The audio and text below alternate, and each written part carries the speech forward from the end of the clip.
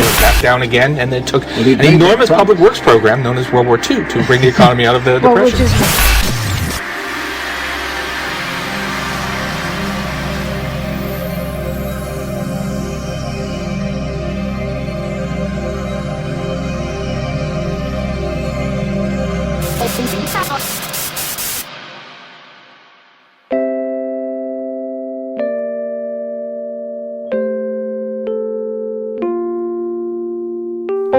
What is the broken window fallacy?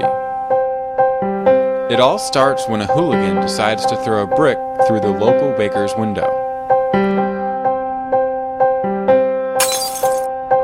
The community gathers at the bakery to discuss what has happened. I feel bad for that poor baker. He's lost a window. It's true, but if you stop and think about it, maybe it's not all that bad.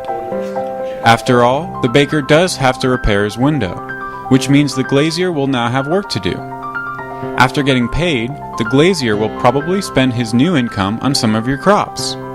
Then you'll have income to spend on even more goods and services. You're right. The hooligan has actually stimulated the economy. Imagine how many more jobs would have been created if the hooligan had done more damage. Have you all lost your minds? Haven't you read Frederick Bastiat or Henry Hazlitt?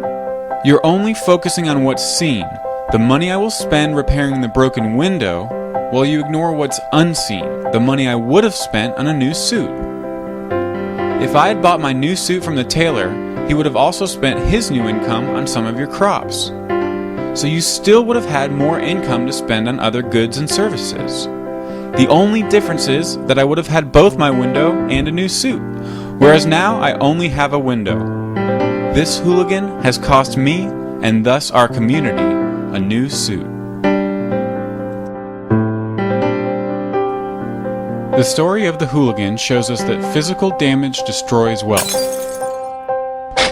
After all, if the hooligan's act actually did stimulate the economy, then society would have been better off if he had destroyed the sign, the building, and the rest of the town. But the broken window fallacy is much more prevalent than it may first seem. In fact, it remains at the core of mainstream policymaking. For example, when the government claims to create jobs by financing public works programs, such as construction, it does so at the expense of its citizens in the form of either higher taxes or inflation. The citizens would have spent their tax dollars on other goods and services, like refrigerators or surfboards or movie tickets, which would have increased job growth in those industries. Because these goods will never be produced, however, these potential jobs remain unseen. But they are no less real and no less important as the jobs that we do see.